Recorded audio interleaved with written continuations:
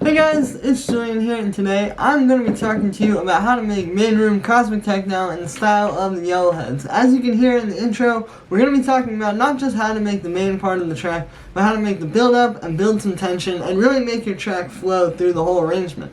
As usual, you can get the full project files, samples, MIDI, presets, everything like that from this video. It's available right at the top of the description on my Bandcamp, and if you're a patron on my Patreon, check there, because it's already available. And yeah, let's get started. Alright guys, so first thing we have up here is the kick.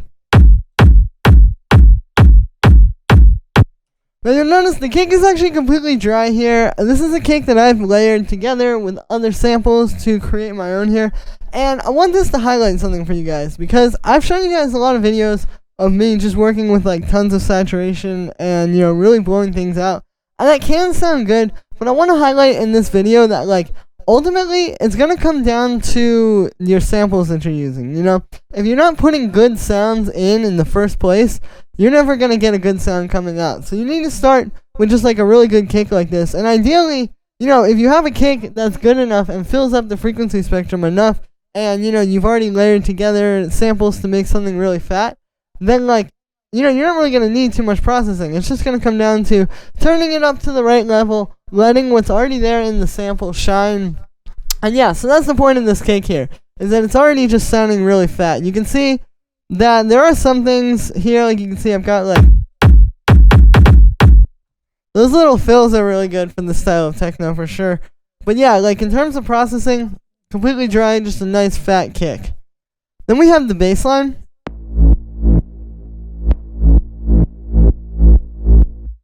So as you can hear, this bass is just like a one note bass. It's playing A because that's the key we're in, is A minor. And yeah, you can see that basically what's happening here is it's just this like long held out little like deep sub bass that I made here inside a wavetable. So we have a saw wave and another saw wave, which you can't see because wavetable is being glitchy for some reason. And then we have the sub oscillator as well, because when you make a bass like this, the whole idea here is that it's going to sit underneath the kick in the same way like a rumble would. Like if we were making a rumble kick, this would be kind of the same setup here, where we would have like that as like this really fat bass that's kind of bouncing off of the kick. So it's all about just creating like a really, really fat, powerful, like chunky low end like this. And you can see I've got a little bit of an envelope on the filter frequency, which you actually don't really hear, but if I turn off the sidechain, just makes it like gives it a little pluck at the start. And then we just have some unison. And then you can see I've just got a bunch of drum buzz here. So with something like this, you know, you do want to use some saturation and make it a bit fatter. Like, sounds coming straight out of the synth aren't always going to be the best. You just usually need something like this to really like fill it out and make that low end work. And also you can see we're using the boom there, which works really well to get this to be kind of more like a rumble bass. And then we have a compressor, just side chaining this to the kick. And then the last thing that's on here that's turned on is you can see I just have this utility, and we're just using this for the bass mono. So this just cleans up the low end, because obviously you want your low end to be in mono. It's not going to be very powerful. Like, the wider a sound is, the less powerful it is. So if you want your bass to be super fat, it's not going to be very powerful if you have a bunch of wide low end. But if you keep the low end just straight down the middle like this, creates a really fat bass wave. And yeah, and then on the group of that stuff, we just have a little tiny bit of saturation. You can see it's just 3 dB. Here's without it.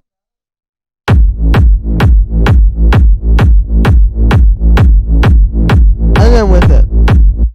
Super subtle, but it's just going to give that last bit of glue to the kick and the bass to really make them feel like kind of like one thing. You know, you just want this big...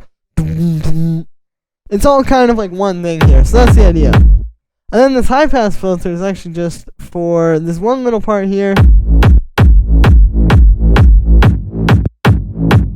And then at the end there, just to give people a little bit.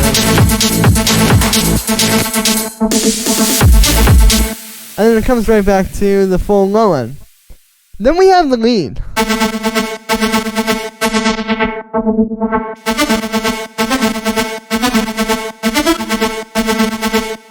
So the idea behind this lead is that you can see, you know, it's a pretty simple sound, but it's all about the rhythm of it. It's how we have this da-da-da-da-da.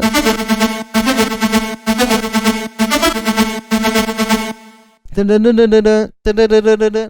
So the way you write one of these types of leads is you start with that pattern, just with one note. Like in this case, you know, we're in the key of A, so we're just going to figure out this pattern with one note. And you can do a lot of different stuff, you know.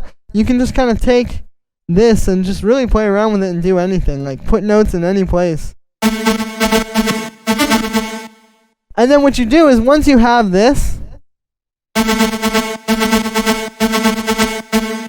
then you can go in and add the melody notes. So then we're just taking notes from the A minor scale. So like A, then we have this D here, which will be the 4th, C, which will be the minor 3rd, B, which is the 9th, another 4th up here, and then a 5th with D, with E, excuse me. So yeah, like we're just kind of like, again, pretty simple notes from that scale, but it's all about how you're able to tell the story with the simple notes. You know, it's like by going... Like harmonically, that pattern works really well together. It feels like it's resolving really nicely. So that's what you want to do. Start with this pattern where it's just the just the one note playing that cool 16th note pattern, and that's when you can go through and add in the melody notes. And also just the dynamic there where we have the melody notes in the first half, the first 2 bars, and then in the second 2 bars it's just like that. So yeah, and then for the sound with this one, this is made with analog, and all it is we just have 2 layers here. So we have this one, and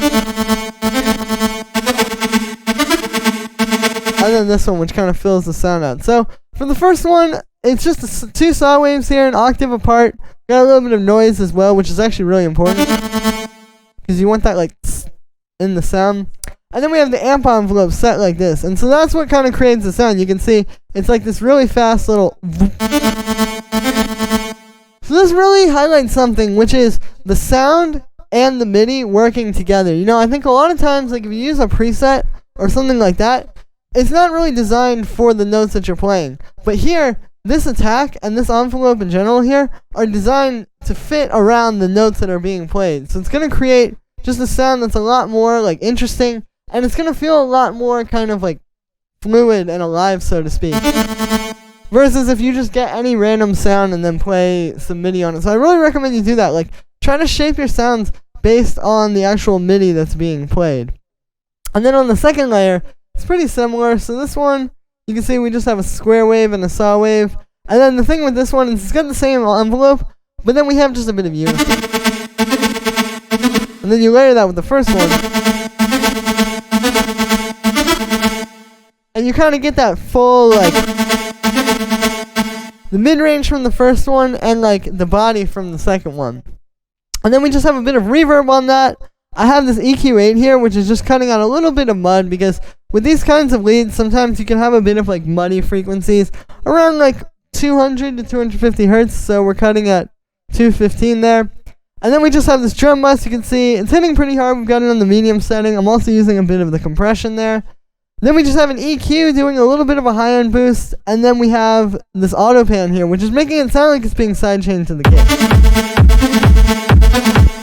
But it's just a little bit more controlled because you can shape it there.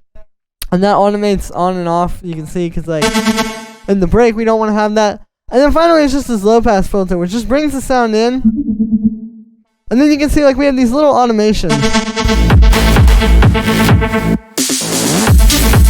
to kind of make it disappear at the end of like 8 bars there, and then 16 bar or 8 bars there, 16 bars, whatever it is. But yeah, so you can hear, you know, just kind of allows it to kind of come in and out of the track. Like this way, we're able to transition it really smoothly.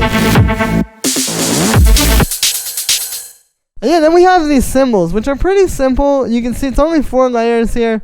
You know, just keeping it really simple, letting what's there shine, and not adding too much and overcrowding the mix. So the first one is just like a...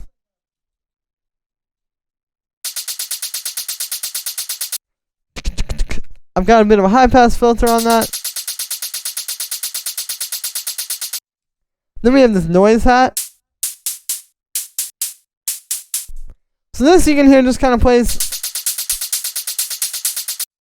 like only a few of the 16th notes, and then it's just adding a bit of kind of extra sound to the pattern like you just heard. So the way this is made is it's just a bit of white noise inside of operator, just going into a bandpass filter, really simple, no envelope even, and then I just have it going through some drum bus, and then this auto pan here is doing this sort of like panning effect. So that just makes it so it's bouncing back and forth from ear to ear. And you can hear it kind of like tickles your ears a little bit more this way. You know, it just makes it a little bit more exciting. And then we have this hi-hat, which the main thing about this one is just you can hear the type of sound it is. You know, usually for these hi-hats like that will play right on the upbeats like this, you would have like a more like longer hi-hat. But you can hear just having the quick, you know, it allows it to just be really loud and punchy and full sounding in the mix.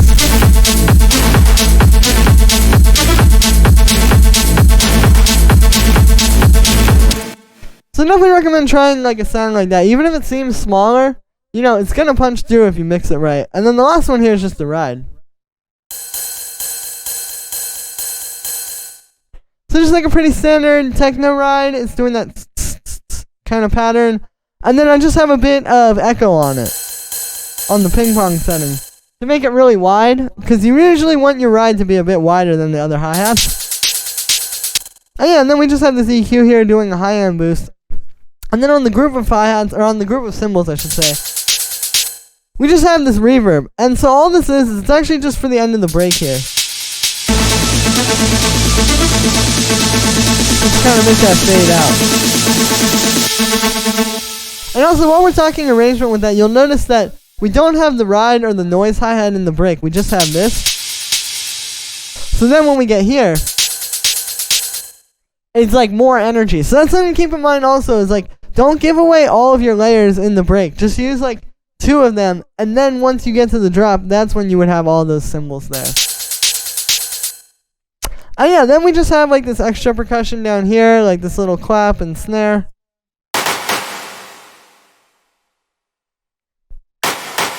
So the clap just comes like once every 2 bars or so, and you just get like a little thing to kind of break it up.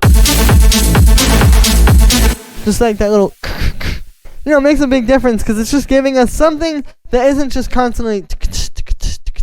The point of this layer is that you have some layers constantly doing that, and then some layers like this one that just come in and out, and it's that contrast there that's going to create the groove in all the percussion.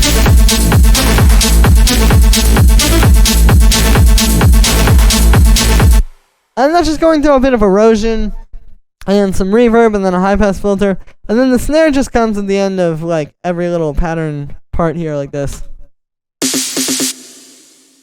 And so that's just the snare going through some reverb and a bit of drum bus, but it just gives you those extra little fills there.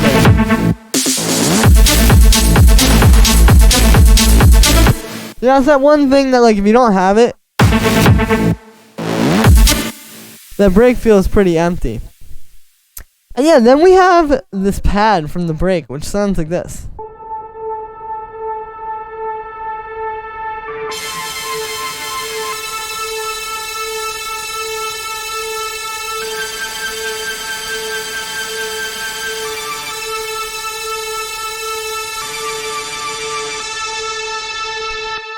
So what's happening here is, you can see it's just playing A, like just droning that over and over in the root note. And then we have these higher melody notes just kind of moving around. And all these are just different notes from the A minor scale, just like we were doing with the other stuff like the lead I showed you, where we have like A, D, the fourth, another A, C, the minor third, E, the fifth, G, the minor seventh, D, which is another fourth, another fifth. So like you can see, it's all just pretty simple notes from the A minor scale. But then what makes this exciting is that it's just constantly moving around, you know, because you're having all this other stuff that's just building up. And then there's a pad over top of that, like playing all these big epic notes.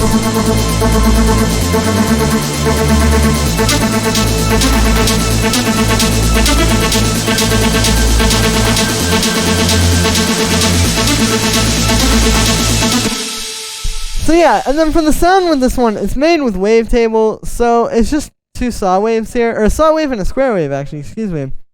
And they are an octave apart, as you can see, and then we just have a bit of unison, and that's really it for inside of the synth. With a sound like this, it's just about creating that really nice, fat super saw, and just letting it breathe. And then we just have some reverb on that, a bit of drum bus to make it a bit fatter, and then this auto filter here, which is just building it up.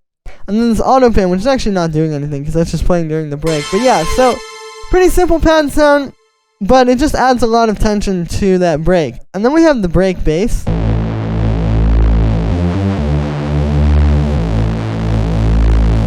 So the point with this one is, of course, it's just meant to fill out the low end throughout the break, because if you don't have this, like this, without it, it's gonna feel a bit weird, especially like if you're in the club or if you're at a rave or a festival or something like that. Like when the bass drops out, it just kind of feels like the track's like almost over or something. But if you have this really full, fat sounding bass going through the break, it's kind of grounding it. You hear that difference when I turn that on. Just having that holding it down is really important. And then what's happening is it just bounces up to a few different notes here and there. So like we have F, which would be the minor sixth. This, which is like sixth, seventh, fourth. You know, like pretty simple musical intervals, but just changes it up at the end of every 4 bars to switch the notes.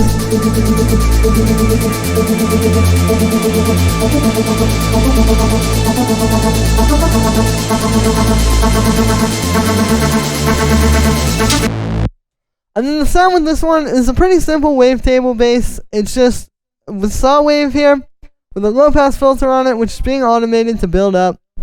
And then you can see I just have the unison, so just like a nice super saw respace type of sound.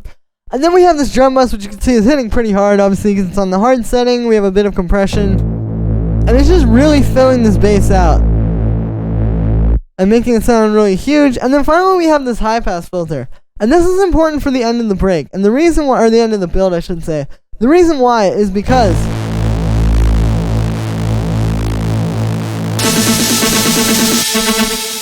when that bass starts to slowly disappear, that's building a lot of tension in the track. You know, the fact that you're just like slightly losing that low end.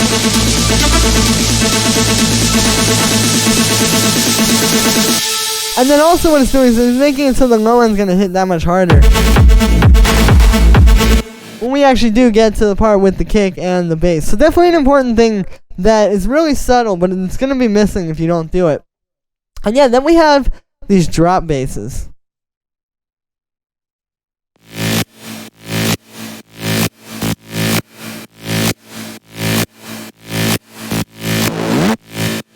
So these are really simple sounds. There's also this one here. You can see that these are pretty much just made using like pretty basic saw waves and square waves together. I'm going to break them all down. But then the idea is really more about just how they fit into the arrangement. You know, just having that constant and having that groove with the bass that's already playing, the one that's inside of the low end group that I showed you earlier. It's like all that stuff is coming together to make the track work. And then having those little fills at the end, the little... So the way this first one is made is it's just 2 layers. So we have this wavetable. You can see just 2 really fat saw waves. And then this analog here, which is actually just a little bit of white noise. Just because there isn't any noise inside a wavetable. Then we have a phaser on that, which you can see doesn't have any LFO, so it's just kind of shaping the sound sonically. Then we have the saturator here, which we're actually automating 2 things. We're automating the curve, and we're automating the bass frequency. Just to do like a... If I turn that off, you can hear that's adding that extra bit of crunchiness. Then the reverb is just giving it some space. We have some drum bus fattening it up. And this auto pan here, which is what's making it pump as if it's being sidechained. And yeah, and then we just have a high pass filter and then a low pass filter, which is just to bring it in this part, just so it kind of subtly comes in. And then with the second drop bass, it's just this little fill, which is made like this. So you can see, yeah, it's just 2 saw waves here inside of wavetable. One is an octave down, and then we have a low pass filter on that as well, which is just kind of like would be bringing it in during the break. And then you can see we just have this unison. And yeah, that's really it for inside of the synth. Like with a lot of these, besides the fact that it's monophonic, you know, you're really just creating like some fat saw waves and then kind of treating it afterwards. So you can see I have a bit of overdrive and drum bus on that, which are the things that are really fattening it up. Here's without those.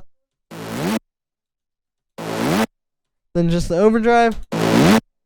And then with the drum bus on top of it. So you can really hear the difference there. And then we just have this high pass filter.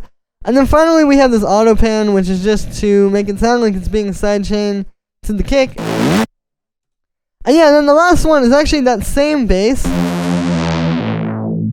Like it's literally the same patch, just with a few different automations on it, like this low pass. But we just go 6th, 5th, root note there. It's just like a little fill. And yeah, and then the last thing down here would be like all of these little building things, which is really just 3 layers. So we have like this short sweep. You can see, yeah, it's just some nice white noise with a bit of an envelope on it, giving it some attack. And then just a high pass filter and reverb, and that just does like that little... like that. And then we have this one, which is also made with white noise, which is just like a nice building sweep. So this is just white noise, no envelope. You can see it's just kind of like a straight long note. And then we have this bandpass filter, which is just like slowly opening like that. And that's what creates the sweep. A lot of people think to use low pass filters on these, but actually bandpass filters are a lot better. It's going to sound more like kind of sweeping and bigger that way. And then finally we just have some reverb. And then for this last one, it's just a build snare. So all it's doing is it's just the snare playing straight 16th notes the whole way through. And then you can see we have this gain automation. Just kind of like slowly bringing it in.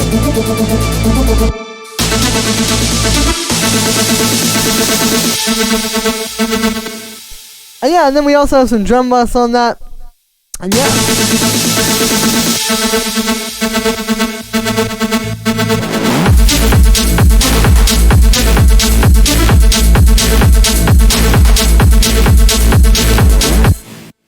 So that is going to be it for this one, guys. I hope you enjoyed. As always, make sure to like this video as well as subscribe. And let me know what you think of this video in the comments.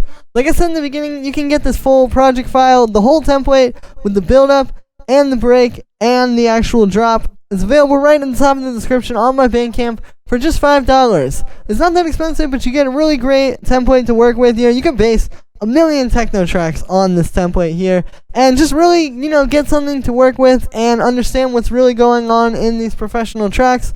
Also, these really help support me. Every sale of these sample packs helps keep me going so I can keep bringing you guys new videos. And yeah, thank you so much, guys, and I will see you tomorrow with another video.